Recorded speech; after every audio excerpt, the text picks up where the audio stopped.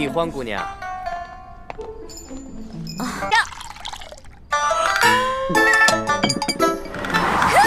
又输了，输了，又输了，输了，接着喝。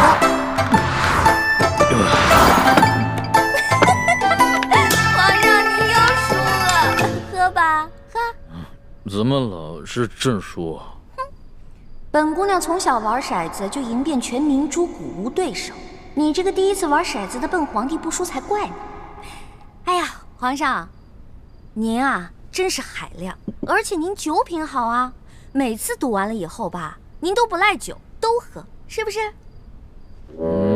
笑我，朕是天子，怎么会赖账？快喝吧。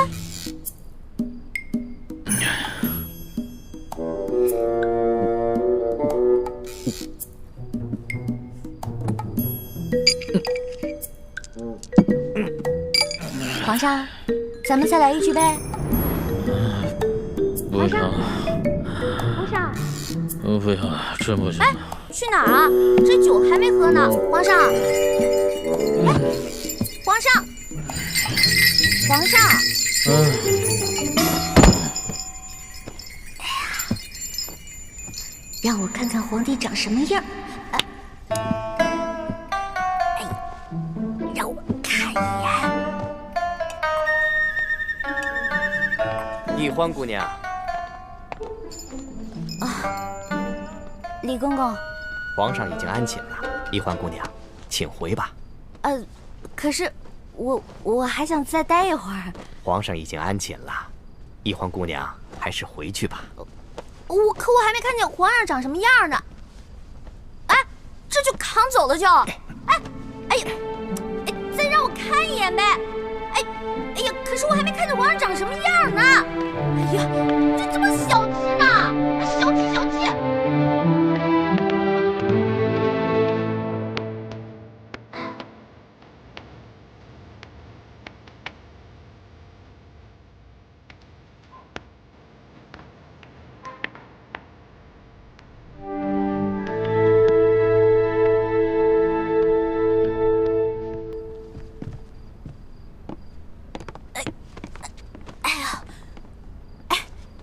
李公公，今天多亏了您了，拿着吧，拿着吧。易欢姑娘，你可真是大方啊！哎，今天我看皇上对待易欢姑娘，比封了正位的娘娘还要特殊。易欢姑娘日后一定能够飞黄腾达。哎，多谢李公公啊！这假如以后皇上再传我侍寝的话，还得有劳李公公多多照顾。小小诚意，小小诚意啊！等我以后飞黄腾达了，少不了你的好处。好说，好说。易欢姑娘，这时候也不早了，快歇着吧。好嘞，好嘞，我走了。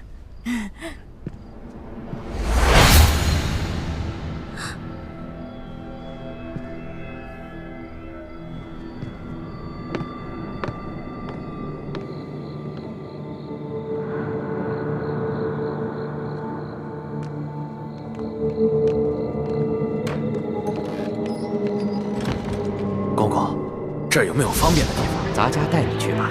哎呦，那有劳公公了。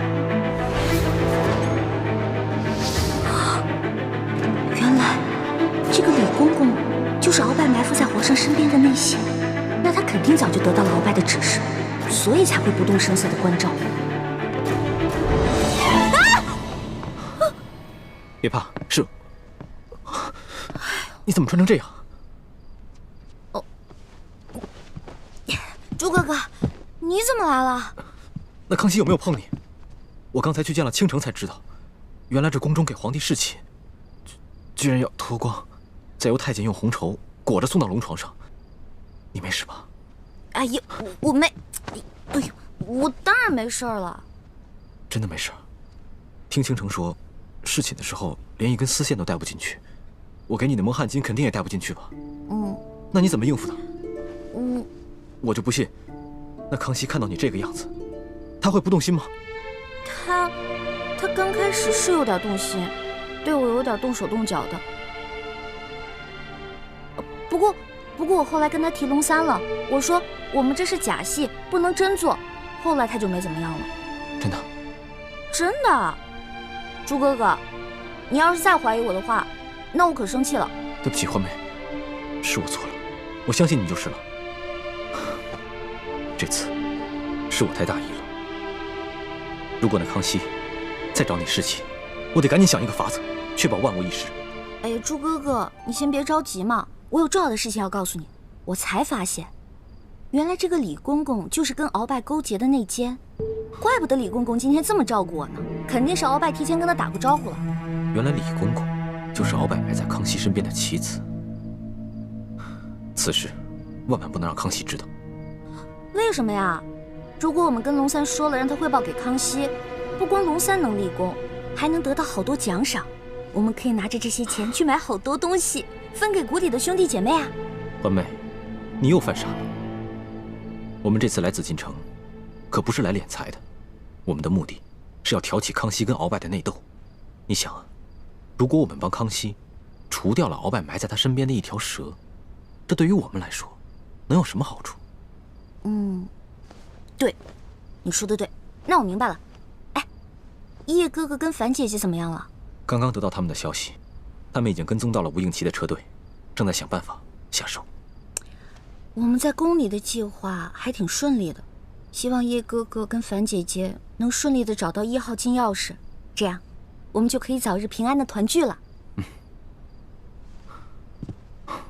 我先走了，早点休息。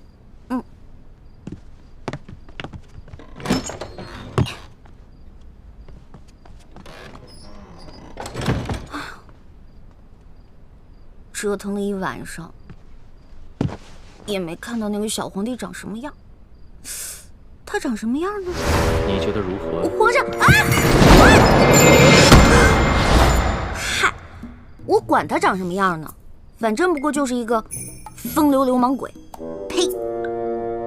不管了，睡觉去了。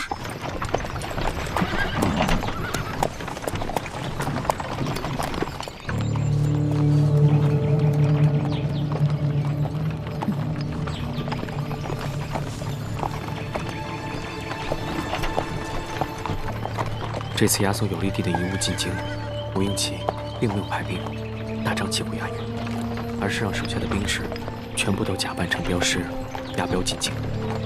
你看见了吧？那人叫石青红，是吴三桂手下最骁勇善战的副将之一。我记住了。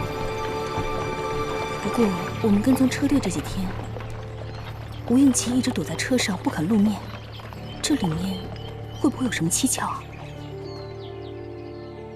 应该不会吧？我们在平西王府的内线是亲眼看着他护队出发的。只不过传闻，这个吴二公子一向深居简出，性情内向。这快下雨了，一会儿他们想必也要躲雨。前面有一处凉亭，不如我们先去守株待兔，看看这个吴应奇究竟是个什么样的角色。走。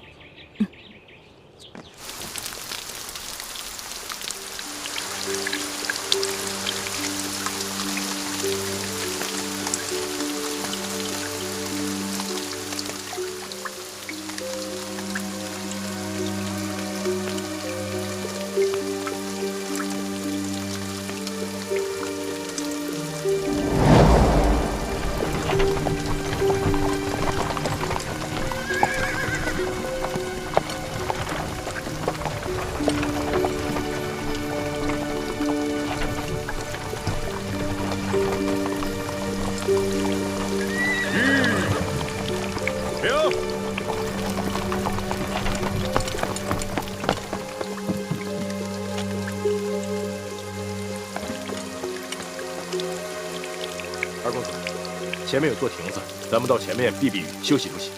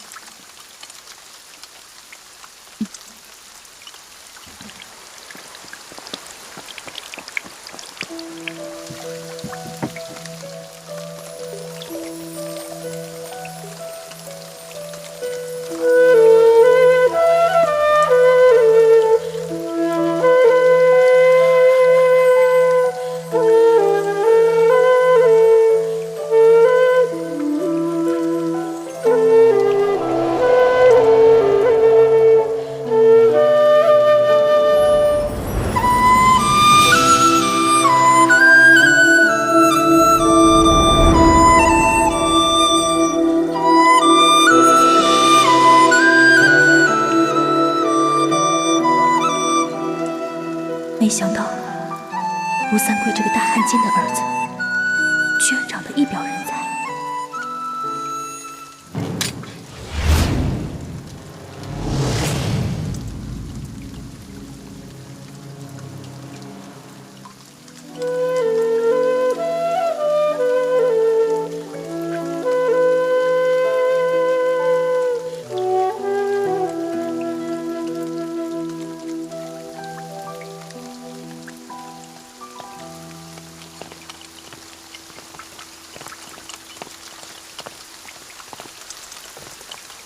二位，赶快离开这里，我家二公子要在这里休息片刻。哼，这位镖头，这亭子又不是你们的私有之物，更何况是我们兄妹先到，你们后来，凭什么赶我们出去？哎，石镖头，不得无礼。既然大家都在一个亭子里避雨，那么大家都是有缘人。这个亭子这么大，我们各站一边就好了。这位兄台，麻烦你也把剑收一下吧。石镖头言语莽撞，我替他向二位赔个不是。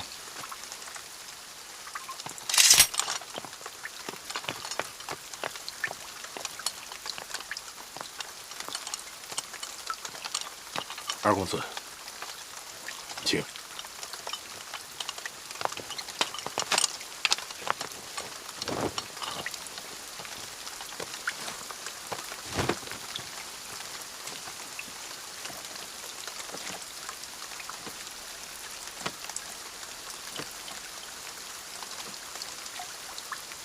原来这吴二公子是个儒雅书生，那就容易对付了。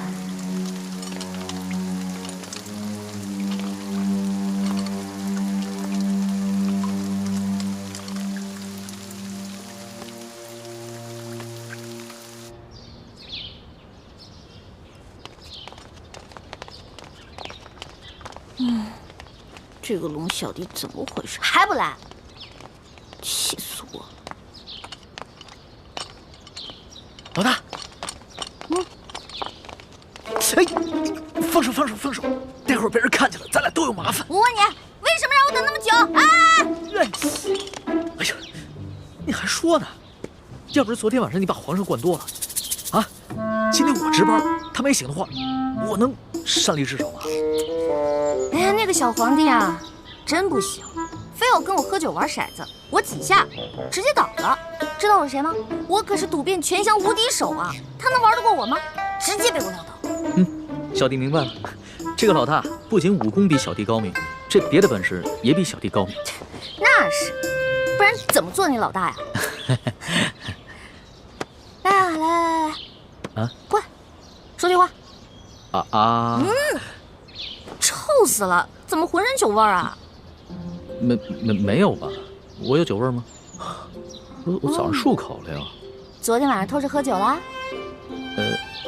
对啊，我跟我几个好兄弟在喝酒，又在拼骰子，输了不少钱呢。我输了多少啊？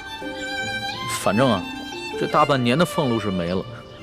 老大，你可得帮帮我。放心，我是你老大，你是我小弟，你的事儿就是我的事儿。回头老大教你几招，保准你把钱全都赢回来，怎么样？真的？那当然。老大，你是不是所有赌术都会啊？也不是啦，毕竟老大也是个小姑娘嘛，小姑娘家家的，又不能经常往赌场里跑，是不是？是，老大还是个淑女嘛。差不多吧。不行了，小心，慢点啊，慢点啊！哎呀，姑娘，求求你帮帮我们吧！快起来，我儿媳妇回娘家探亲，路上不小心动了胎气，现在天上又下着雨，前面5里地就是接生婆王婆婆家，你能不能把马车借我用用？那马车不是我的，是这位公子的，您帮帮忙吧。石镖头，要不然把马车给他们，让他们去找接生婆吧。不行，万一这女子要是在半路生产，岂不是弄脏公子的车？石镖头，救人一命胜造七级浮屠，更何况区区一辆马车算什么？快去吧。不行，出门的时候，老爷吩咐过我，要我务必保证您的安全。可是眼下这2位，一看就知道是来路不明的江湖中人，我不能离开公司半步。石镖头，他们2人一看就是面善之人，况且和我也没有什么深仇大怨，你有什么可不放心的？这样，我陪你一起去。公子，万万不可！万一这娘子要是真在您的车上生产，您可就沾了血光之灾，惹来一世的晦气。哎呀，公子啊，我求求你了！你快起来！公子，求求你了！这位镖头，我和我妹妹都是猎户出身，我妹妹的脸只是小时候不慎被熊瞎子给抓伤了，所以才不得已戴着面纱。可我们都是安分守己的平民百姓，不然这样吧，我同你一起送着婆媳去找接生婆，只留下我妹妹和你家公子在这庭中，这样你总该放心了吧？这个办法好。石镖头，事不宜迟，你们赶紧去吧。也好，二公子，你自己多加小心。好在押送镖车的伙计们随后就到，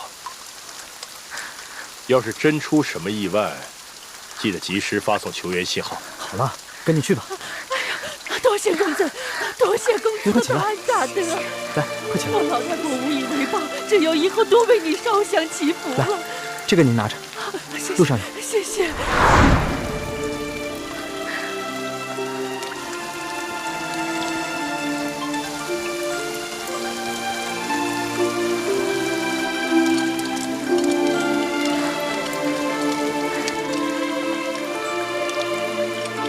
你跟我走，剩下的兄弟们留心点。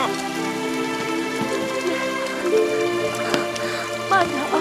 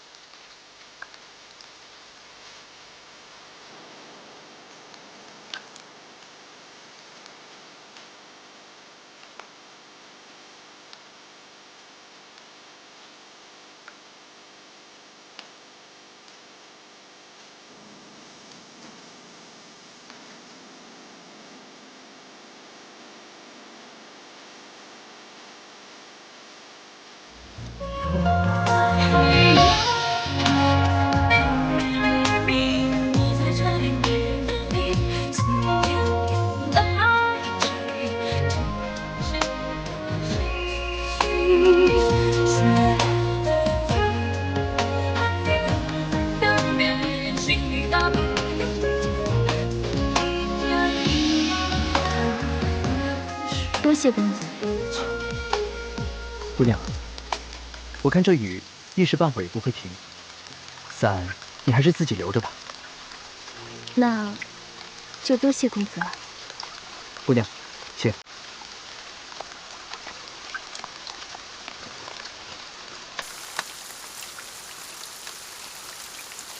不知你们兄妹2人是要赶往何处？我们兄妹2人准备前往京城投亲，只是这一路上路途遥远，盗匪众多，不知能否平安到达。不瞒姑娘，我这一车货物啊，也是赶往京城。若你们兄妹2人不嫌弃的话，我们可以一路同行。那就多谢公子了。在下吴应奇，家住昆明，敢问姑娘芳名？我姓叶，双名倩影。叶倩影，这名字真好听。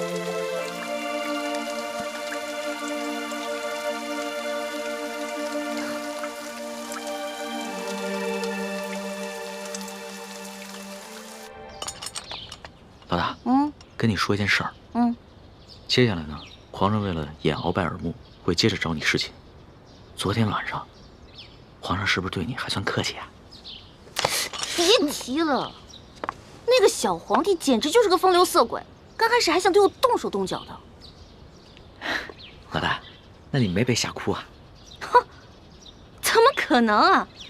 我是老大，武功高强着呢。后来我就跟他喝酒玩骰子，锵锵锵锵锵锵锵，小皇帝倒了。老大智勇双全，小弟佩服佩服。还好吧？哎，知道这是什么吗？骰子。老大教你几招，准保把你昨天输的钱连本带利赢回来。但咱可说好了，你赢回来的钱得和我一半对分，知道吗？没问题，5-5分。这还差不多。真疼啊！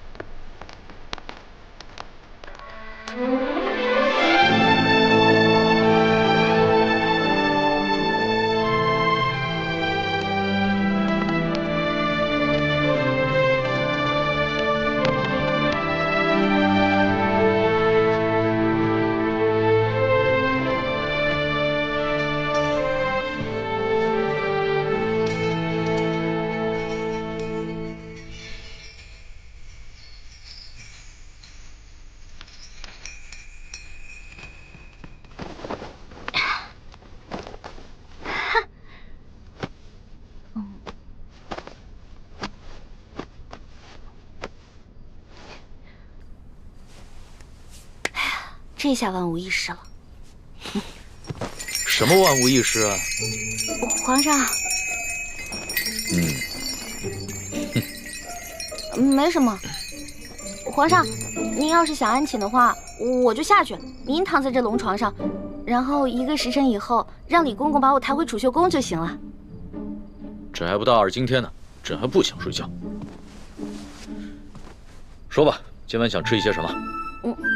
不瞒皇上说，昨天吃太撑了，结果今天积食一天，什么都吃不下。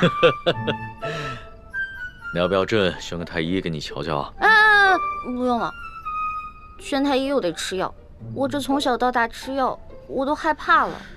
我看你这活蹦乱跳的，也不像有什么病症，为什么从小到大要吃药啊？我不有一个头疼的隐疾啊，这病起来吧，简直要人命。我爹呢，从小给我找了好多郎中，所有郎中都说无药可治，只有一个郎中说可以治，但是他说的是个偏方，而且这个药引实在太难弄了。什么药引这么难找？你告诉朕，朕给你找。谢谢皇上，还是算了吧。算什么算？快说。这个药引就是龙珠。龙珠？什么是龙珠啊？就是皇上的眼泪啊，是您的眼泪啊。不过您是皇上，您是天子，您怎么可能为我流泪呢？那这就有点难办了。说实话，朕从小长大，除了8岁的时候，父母双亲轰逝以外，还从来没有掉过眼泪呢。没事儿，这只是个传说，奴婢都不放在心上，皇上就更不用当真了。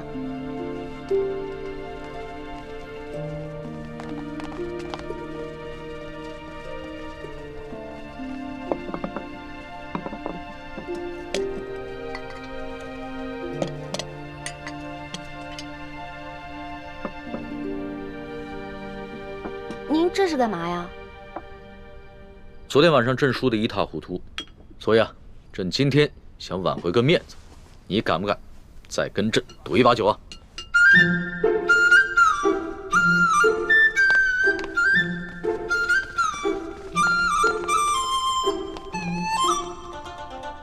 可以啊，不过到时候皇上输了可别赖账啊。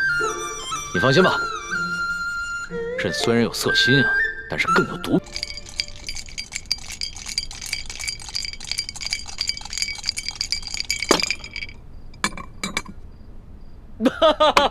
你又说了，来，喝。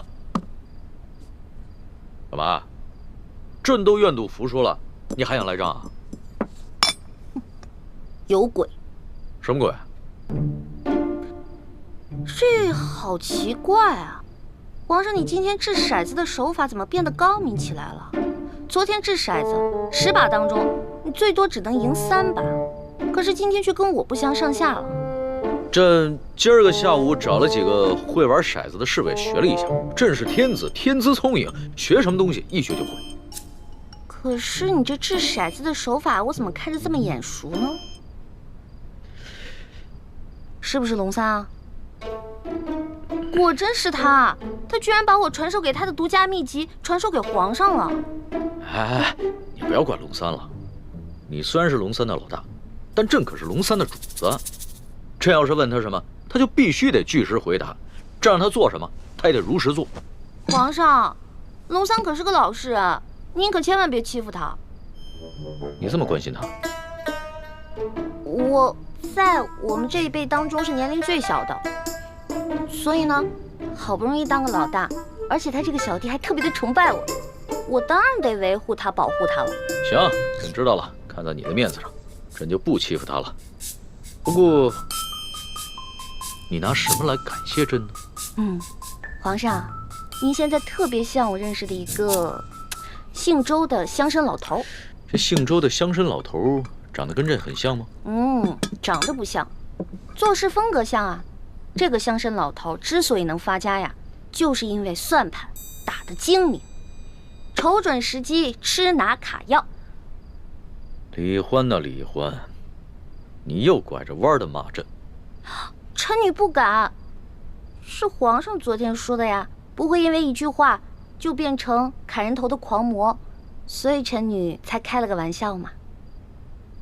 哎呦，皇上，臣女出身卑微，是一个野丫头，又缺乏父母的管教，所以什么事儿都不懂，没法伺候您。要不然您现在让李公公来接我，让我回储秀宫吧。哼，朕明白了，你想激怒朕，然后让朕把你送走是吧？朕不上你的当，快点来接着赌。咱们说好了，你要是输了，可就得上朕的龙床。现在不输不赢，来！天哪，再这么赌下去，他的技术越来越娴熟，我的输面就会越来越大，这可是大大的不妙啊！皇上，您想让我赌也可以，不过得答应我一件事儿。你说说看。我一直都不知道天子长什么样，能不能把您的面具给摘下来啊？朕这几天上火长了几个火疖子，不便见人。难道他真的长得很丑，不好意思让我看？皇上，您看咱们也喝了好多酒了，要不然咱们先去您那龙床上躺会儿呗？上朕的龙床？你就不怕朕占你便宜啊？不怕呀，皇上一言九鼎，肯定说话算数嘛。那可不一定啊。朕虽然是天子，但是朕也是个男人。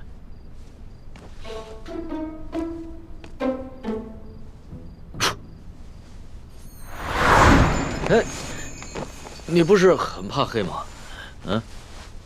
有皇上在，奴婢就不怕黑。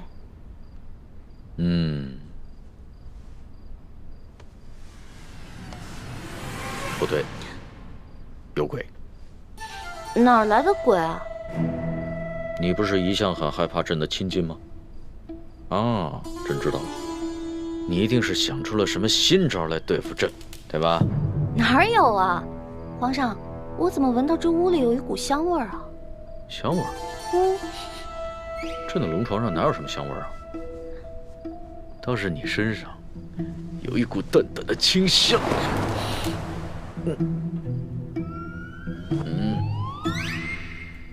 皇上，皇上，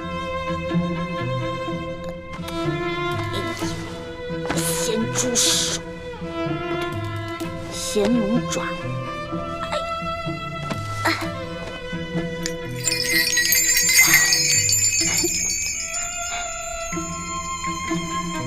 不对啊，我这么着急拉铃干嘛？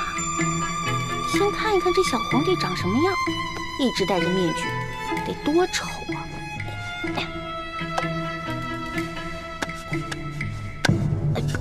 哎呀，我的天哪！皇上已经安歇了，小主该回去了。等一下，哦。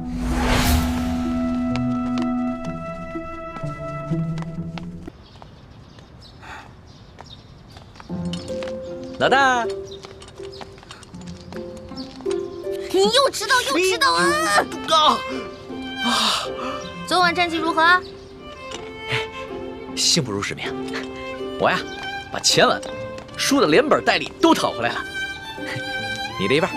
哎呦，呜呼，不错呀！哎呀，还好你给我钱，最近正急着用钱呢。老大，这皇宫里边有什么能用得上钱的地方吗？哎呀，这你就不懂了吧？我告诉你啊，这皇宫里啊，处处得用得上钱。昨天我要不是用钱收买了李公公，那老大我就惨了。昨天怎么了？皇上不是早早的就睡了吗？哼，那个小皇帝啊，色狼得很，怎么可能啊？得亏啊，我哥哥给了我一条进过蒙汗药的丝巾，我偷偷带在身上，进入了寝殿，把那个小皇帝给迷晕了。要不然，哪有那么容易啊？你居然把皇上给迷晕了！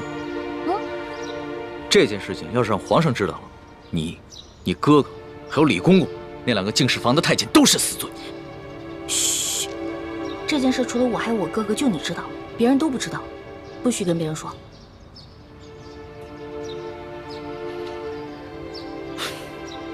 老大，你不应该告诉我，陷我于两难。如果我跟皇上说了，那就是对你不义；如果不说，那就是对皇上不忠。我又不是去害皇上，我是为了自保。哎，你可别为了你的主子皇帝出卖我啊！如果真是那样的话，那我可就跟你割袍断义了啊！老大，不是我说你，你也太任性妄为了。要不是我在皇上面前说你好话，你有几个脑袋也早就掉干净了。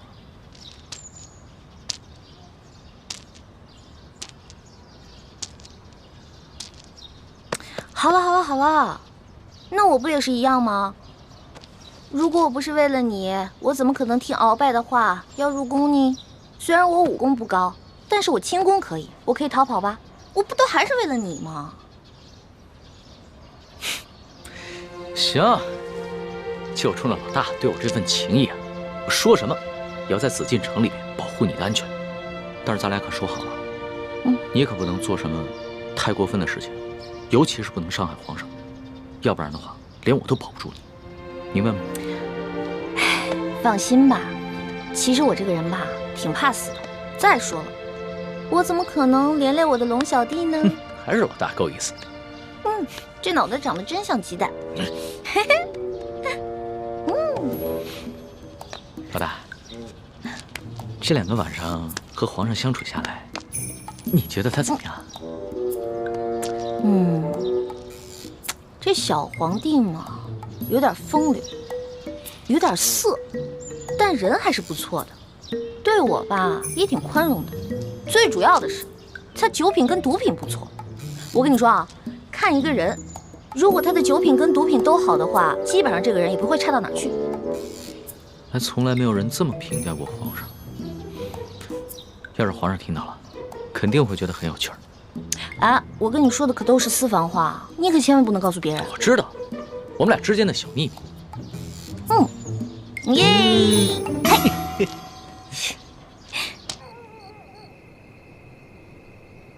师姐，一会儿行动的时候，我去对付石青红和他的手下。吴应奇看起来好像不会武功，就交给你了。交给我？对，擒贼先擒王。只要我们制服了吴应奇，逼他交出永历帝的遗物，就一定能找到1号金钥匙了。然后呢？杀了他。为什么要杀了他？他虽然是吴三桂的儿子，却也是个心地善良的谦谦君子啊。吴应奇必须死。他死了，1号金钥匙也不见了，吴三桂和朝廷之间必定会相互猜疑。可是，如果我们真的这么做的话，会不会太不择手段了？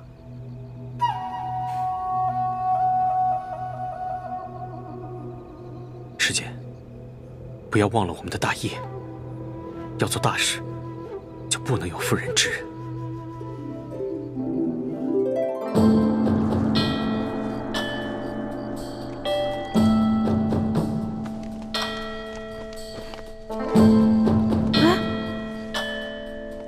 我的衣服和丝巾呢？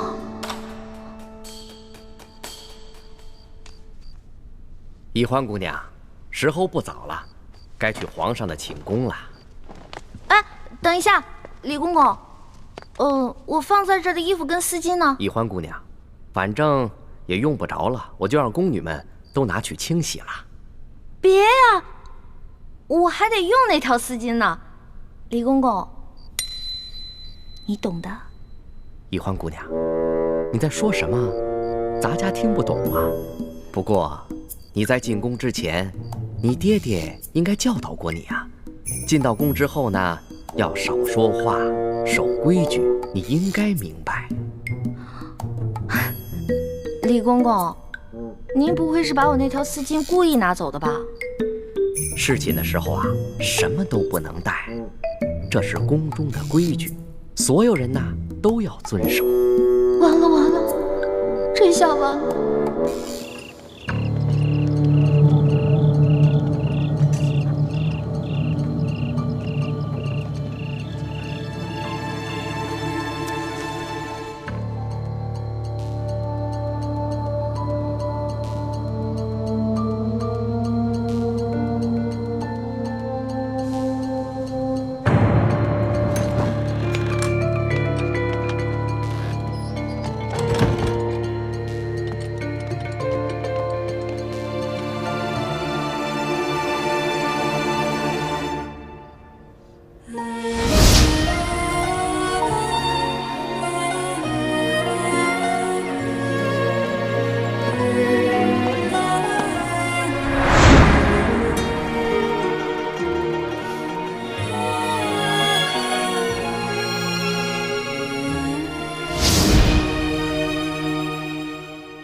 都给我精神着点儿，提高警惕，听见没有？听见了。仔细着点儿。哎。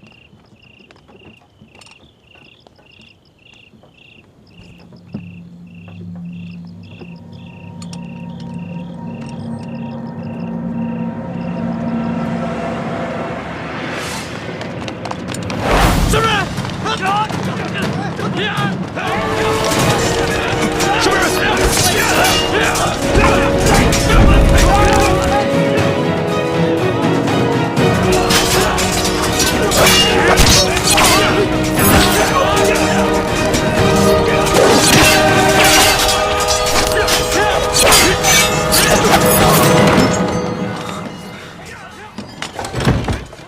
师姐，情况有变，除了我们，还有另外一帮人也在暗中行动。他们已经在后院里跟护镖的侍卫们打起来了。他们是什么人？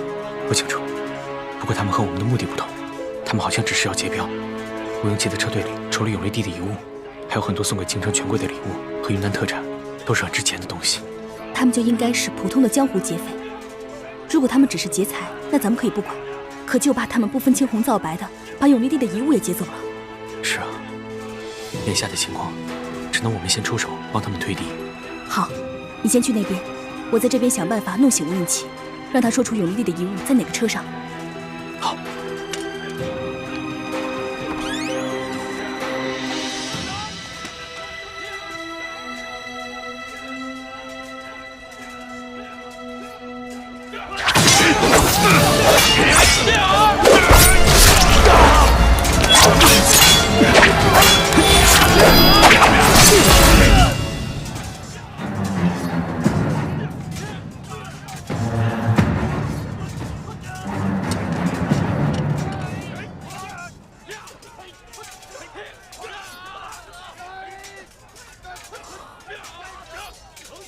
倩影姑娘，你怎么会在这儿？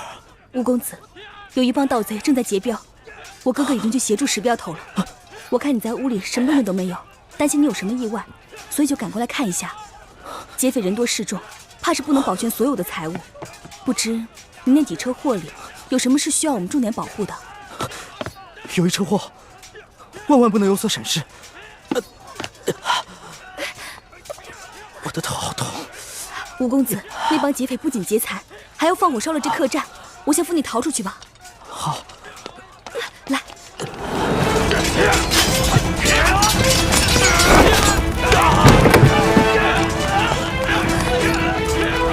住手！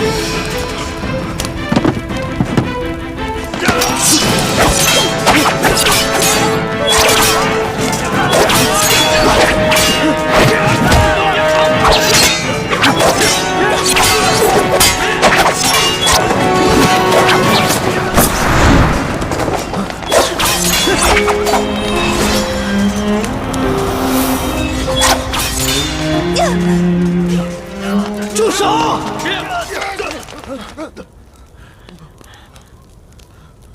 诸位好汉，你们不过是为了求财，又何必赶尽杀绝呢？我这几车货物装的全都是值钱的金银珠宝，你们尽可以带走。不过我这最后一车货物装的东西虽然不值钱，却对我来说有着特殊的意义。你们把这些金银珠宝带走，把这箱给我留下，如何？长江，二公子，让他们走。钱财不过乃是身外之物，又何必多造杀孽呢？嗯。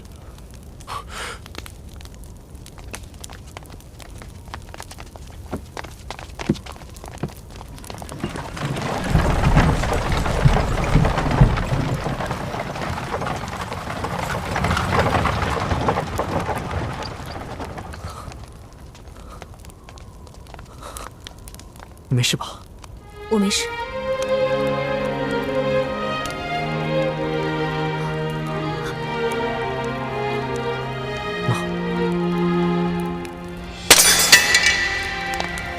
哎，姑娘，怎么办呢？今晚没了丝巾。哎呀，李公公这个家伙，肯定是识破了我的丝巾有迷药，怕他干洗。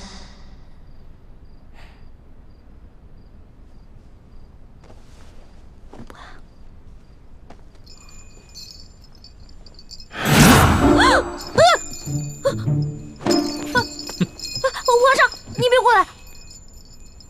丫头，要是没前2个晚上你对朕的算计，那朕也就饶了你。可是你背信弃义在先，你可别怪朕对你不客气了。等一下，你怎么知道我昨天晚上算计你了？是不是龙三跟你说的？这个死龙三，什么都跟你说了，我再也不理他了。你就别埋怨龙三了，要不是他的话，朕岂能容你这么胡闹？哎，停！干嘛呀？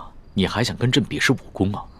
行啊，那朕就陪你比试比试，而且朕答应，绝对不叫外面的侍卫帮忙。哎，等一下，皇上，您知道为什么臣女不愿意侍奉您吗？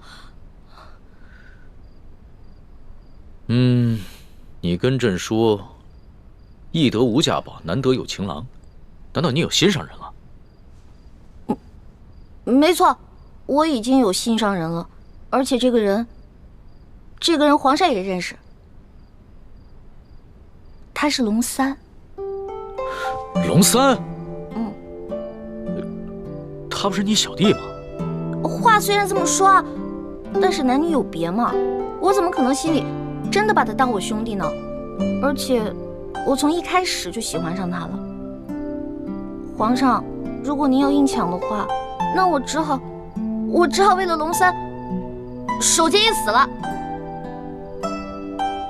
你肯为他去死啊？没错，皇上，龙三可是您的心腹啊，这古来圣明的皇帝都不可能抢夺自己手下的女人的，而且还会有意成全呢。再说了，您后宫佳丽3000，何必为了我这一个小小的秀女而伤了龙三的心呢？那你怎么知道龙三也喜欢你啊？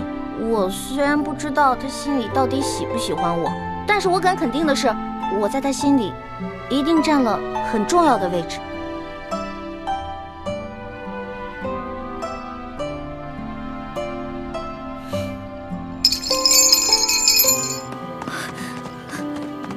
叶姑娘，叶姑娘，你等等！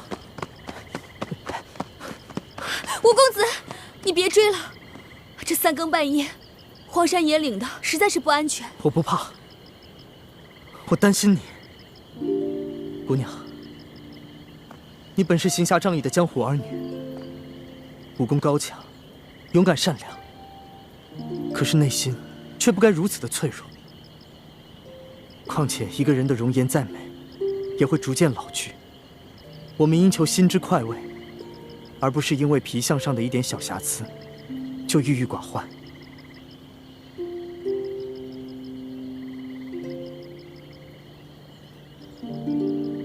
姑娘若是不嫌弃，就用我这手帕稍微遮一下吧。多谢公子。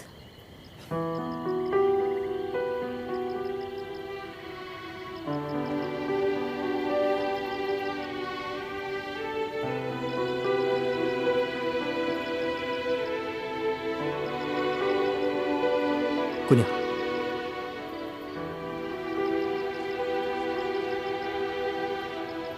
其实你只是一侧的脸颊有一点小小的伤疤，可是你的五官以及轮廓却是那么的精致，你根本不必在意的。多谢公子温言开解，只是你不明白，我最在意的并不是这脸上的伤痕，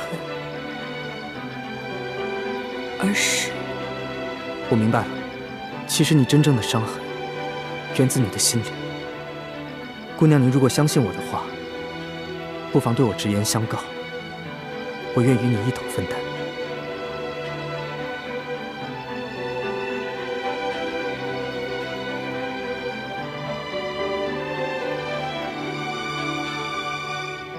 我这脸上的伤，是9岁那年落下的。那天，我妹妹缠着我，非要我陪她到山上玩。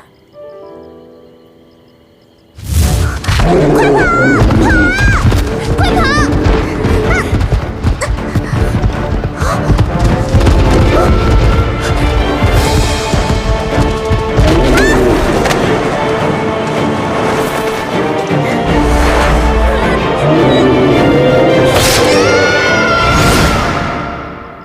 我能明白你的感受，在那么危急的情况下，你的爹爹没有先救你，而是救你的妹妹。这说明在你爹爹心中爱你妹妹比较多，这不公平。最重要的是，这不是我的亲妹妹，而是我爹爹收养的。那我就更能理解你了。你一个9岁的小姑娘，在那么危急的情况下，都没有选择独自逃脱，而是回去救你的妹妹。这足见你的勇气，也足以见得你多么爱你的妹妹，哪怕她不是你爹娘亲生的。你所耿耿于怀的，不是你脸上的伤疤，而是你在那一刻才知道，原来在你爹爹心中，你妹妹的位置竟然比你这个亲生女儿还重要。这个打击实在是太大了。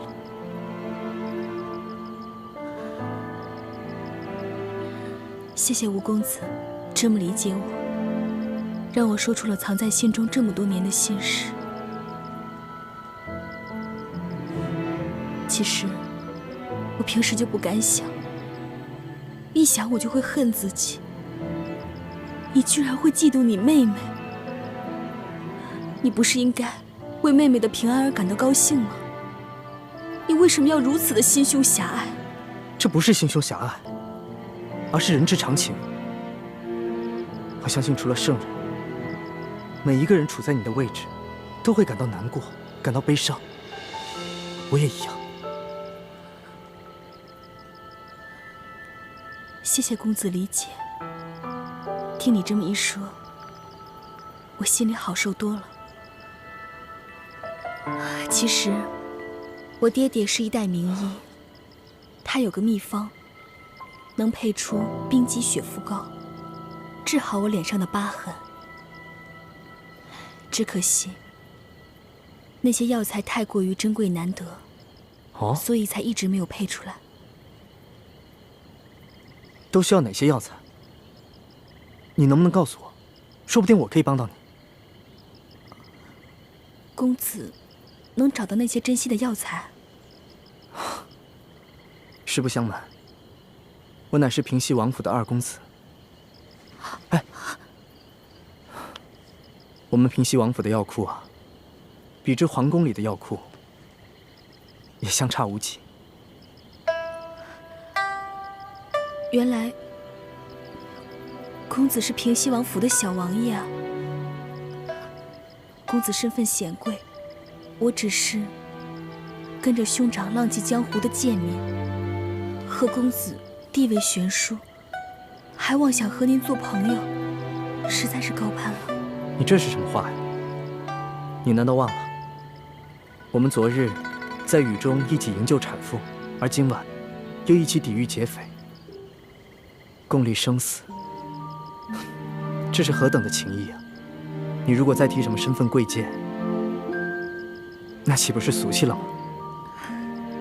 想不到小王爷也是性情中人。倩影姑娘，你如果真的拿我当朋友啊，就不要再叫我什么小王爷了。何况我也是庶出，也没有资格继承我父王的爵位。我看干脆啊，以后我们就直呼其名，好不好？那以后我就称你二公子。哎呀，快点！石镖头，二公子，你可算回来了。我刚才腿受伤了，根本就追不上你们。叶少侠也找你们去了。我没什么事，刚才不过是陪倩影姑娘在外面散了散心。啊，今天多亏倩影姑娘和叶少侠相助，不然我这一车货怕是保不住了。公子不必多礼，我们既然有缘同行，就是朋友，互相帮助也是应该的。不知那车货装的是什么，竟然比那些财宝还珍贵。你问这个干什么？我只是出于好奇，如果不方便回答，就当我没问。嗨，也没什么不能说的。这车货物啊，是我奉旨押送的前明永历帝遗物。二公子，石镖头，事到如今，如果再遮遮掩掩的话，那岂不是太不够朋友了吗？本来啊，我父王打算派200精兵护送我前往的，但是我嫌因此会惊扰沿途的百姓，所以便伪装成运镖的，低调行事。可是没想到，还是碰到了劫匪。事到如今，我也不敢再贸然前行了。就快进入山西境内了，我也只能派人通知山西总兵书建，让他派人护送我进京。公子体恤百姓，实在是令人感动。不过，就算是今晚出了意外，刚才那些劫匪也只是看中了财物，如今剩下这一车，在常人眼里看来，并不值钱的东西反而安全了，又何必再惊动当地的官府呢？倩影姑娘说的也有道理。公子，万万不可呀！这车货虽然不值钱，但毕竟是朝廷下的明旨索要，就一定有它特殊的用意。万一再出了意外，不仅卑职性命难保，只怕还会连累到公子，甚至王爷。所以，万万不可再大意，还是尽快通知舒总兵前来护送的好。好吧，就按你说的办吧。这帮劫匪个个武功高强，不像是乌合之众，倒和我们一样，像是经过特殊训练的。我虽然之前练功走火入魔受了内伤，但对付几个劫匪不应该如此吃力，而且他们的身份很是蹊跷。但他们却只是劫财，对吴应奇押送的永历帝遗物却一无所知。石庆红已经连夜派人去通知山西总兵书建，恐怕过不了几日，就会有大批的人马前来护送。到时候，你我再想下手，恐怕就难了。那你的意思是？先下手为强，趁着天色还没亮，石庆红又受了伤，杀了吴应奇，拿到金钥匙，这样就可以挑起朝廷和吴三桂的内斗。这，叶师弟，你这内伤还没好，而我也不想滥杀无辜。哎，不如我们换一个办法。那你有什么好办法？这吴应奇是个文弱书生，毫无江湖经验。今夜我们帮他击退劫匪，他已把你我当成朋友。我想继续接近他，从他口中套出金钥匙的消息，悄无声息地把金钥匙拿走。这样也好。只要我们拿到了1号金钥匙，朝廷一定会以为吴三桂故意隐匿不交。如果朝廷能把吴应奇留在京城，甚至再杀了他，那比我们暗杀他的效果要好上很多。不过，吴应奇虽然看起来是个文弱书生，恐怕很难对付。你有把握套出他的话吗？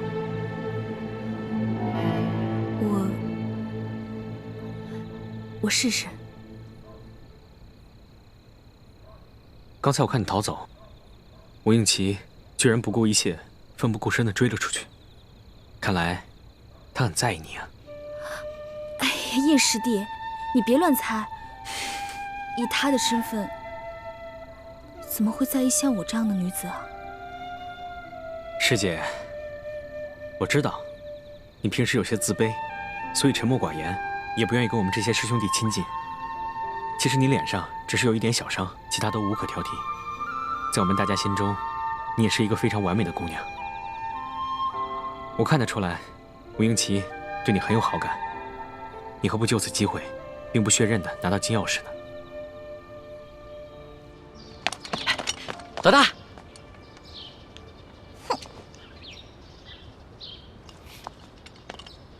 老大，老大，你干嘛不理我呀？为什么要理你啊？我们明明说好了，不许把我们之间的秘密告诉那个色狼小皇帝，你为什么要告诉他呀？老大，我冤枉啊！我这也是为了你好。你以为你前天晚上用丝巾迷晕皇上，皇上他没有起疑心吗？你昨晚上要是故技重施的话，皇上发现了，你这小命就难保了。所以啊，我才去找李公公，让他把你的丝巾给收了出去，还在皇上面前替你百般求情。没想到你反过来还怨我，狗咬吕洞宾，不识好人心。你说的真的假的呀？那当然是真的，我们俩是拜把子兄弟，我会骗你吗？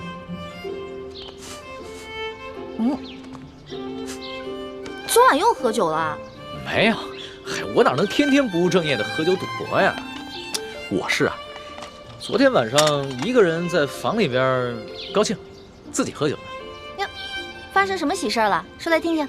昨晚你回了储秀宫以后，皇上把我给召了过去，把你跟他说的话都跟我说了。我从一开始就喜欢上他了。皇上，如果您要硬抢的话，那我只好为了龙三守节一死了。所以，老大，你跟皇上说的都是真的，对吧？我是怕皇上假戏真做，所以我才骗了他。龙小弟，你千万别误会啊！你只是骗皇上？是啊，你想，如果我不把你拿出来当挡箭牌，那皇上肯定会吃了我呀。那你对我？我对你，我们当然是好兄弟了。你是我小弟，我是你老大嘛。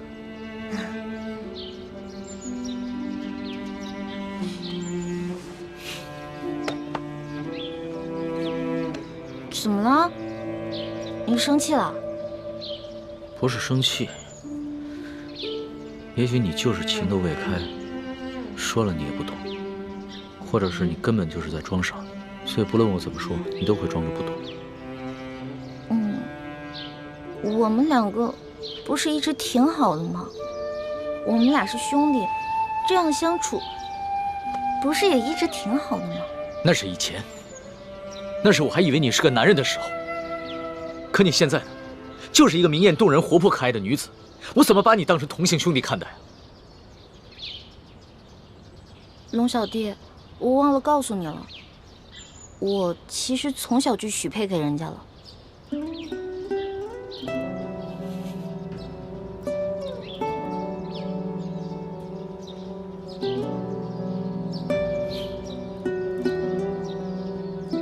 所以你很爱那个人是吗？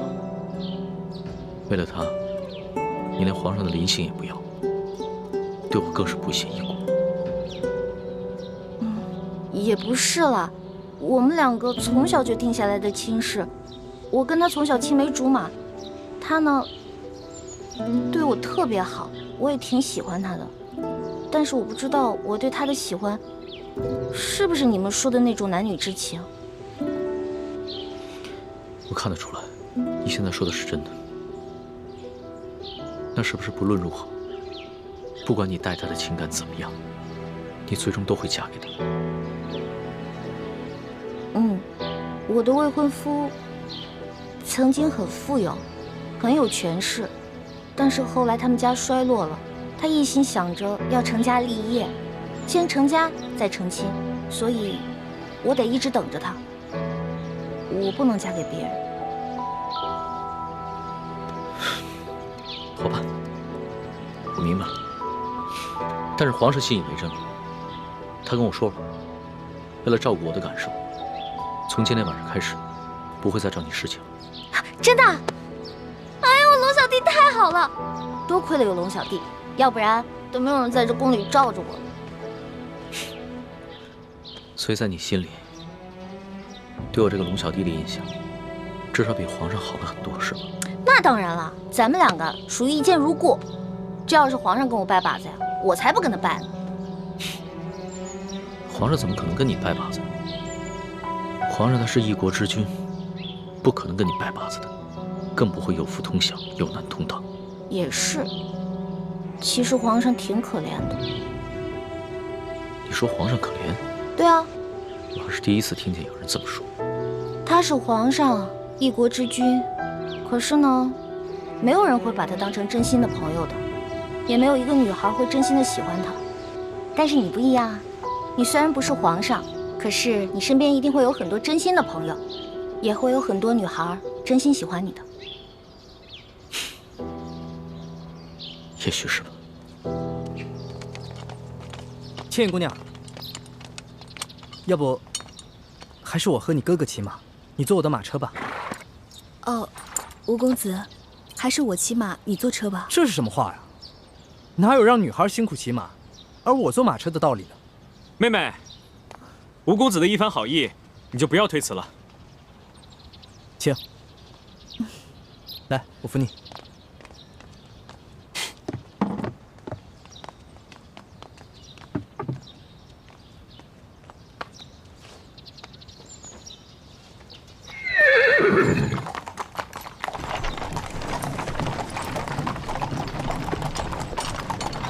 宣皇上口谕，封秀女易欢姑娘为答应，入住永和宫。谢皇上恩典。都起来吧。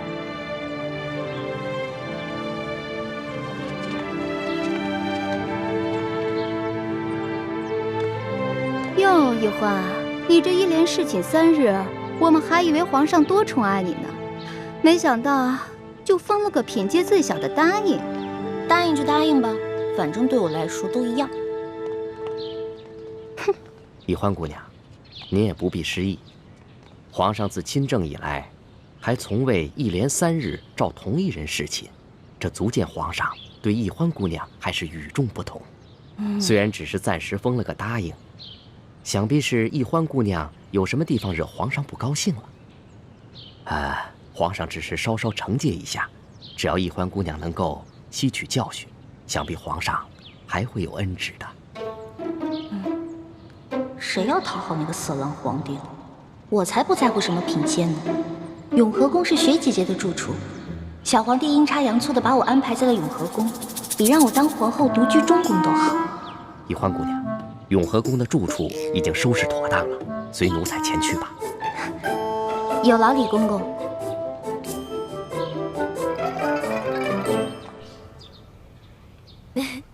真想不到，皇上正巧把你安排在永和宫。这下咱们姐妹俩可以日夜相伴，互相照应了。就是啊，我本来特别讨厌那个小皇帝，结果他这么安排吧，我现在都不讨厌他了。又开始任性了。六师傅，反正现在人都出去了，你赶紧做吧，哪有徒弟坐着，师傅站着的道理啊？欢儿，这是在紫禁城里，不是在咱们明珠谷，这里可没有什么师傅徒儿，这里啊，只有这厉贵人、欢答应和雪嬷嬷。只要记着这一点，你的言行才不会露出破绽。记住，要尽快适应这宫中的生活，谨言慎行，一切以完成任务为重。徒儿记住了。看你还在自称是徒儿，这要是被宫外人看见，宫里人知道了，你会惹出大麻烦的。哎呀，嬷嬷放心，欢答应啊，只是还没有适应他的新身份，我会慢慢教导他的。谢谢厉贵人啦。哎，说真格的，这清宫规矩要正3品以上才有资格做一宫之主，入住正殿。眼下我还只是个正7品的贵人，所以只能住嫔殿。不过啊，好在这个永和宫就只有我一个小主，省去了和其他嫔妃混住的许多麻烦。这也算是皇上对你我的优待了。不过徐姐姐，都说伴君如伴虎，你在宫里陪着皇上，是不是特别辛苦啊？为了光复大明的大业，再辛苦也不值一提。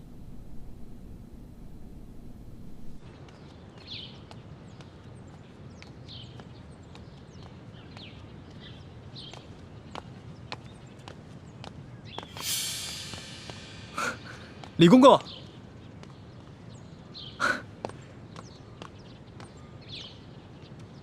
李公公安好。你是那个太医院新来的李太医吧？正是，卑职乃陕西榆林人士，刚入太医院不久，还望公公多多关照。好说好说好说。哎，你刚刚说你是陕西榆林人士？正是。听公公的口音，也是陕西人吧？哼，咱家也是陕西榆林人士啊，入宫几十年了，没想到在宫中还碰到了老乡。看来卑职跟公公还真是有缘，不仅是同姓，还是同乡呢。嗯，不知公公老家在榆林何处啊？咱家在榆林皂角村。那真是太巧了，卑职老家也在榆林皂角村。哦，公公家里都有何人呢？说不定我还认识呢。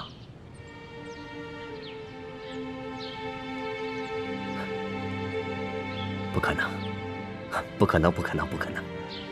咱家进宫已经30多年了，那个时候家乡闹兵祸，我的家人都被张献忠的部下给杀死了。卑职不小心触及了公公的伤心事，实在是抱歉。无妨无妨。李太医，你是咱家在这宫中遇到的第一个同乡，又都姓李，这说起来，咱们500年前还是一家人呢。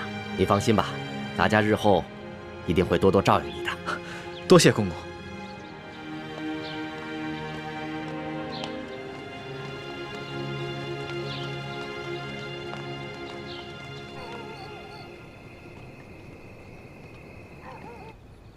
一个人的容颜再美，也会逐渐老去。我们应求心之快慰，而不是因为皮相上的一点小瑕疵就郁郁寡欢。姑娘，其实你只是一侧的脸颊有一点小小的伤疤，可是你的五官以及轮廓却是那么的精致。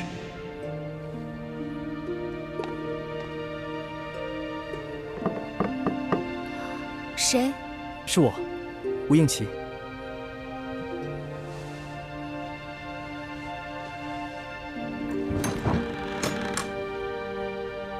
倩影姑娘，这么晚了，没打扰你休息吧？哦，请进来坐。啊，我就不进去坐了，以免被好事之徒看到，有碍姑娘清誉。哎，对了，我看昨日你的行李被劫匪烧毁了，这是我为你准备的一些衣衫服饰，不知姑娘可否喜欢？多谢公子。那时候不早了，我就先告辞了。哎，等一下，公子，你的腿怎么了？说来也惭愧，许久不骑马了，蹭破一点皮儿，不碍事的。啊，那明天你乘车，我骑马吧。那怎么行？姑娘的肌肤肯定比我的更娇嫩，哪有让姑娘骑马的道理？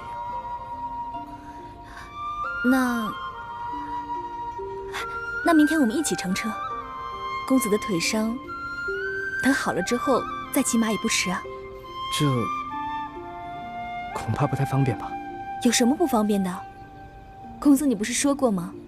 你我是朋友，如果再在乎那些身份贵贱，就未免太俗气了。那同理，只要我们心无邪念，又何必在乎男女之别和他人的口舌呢？姑娘倒真是洒脱，倒是我太拘泥于礼法了。那就先这样，我告辞了。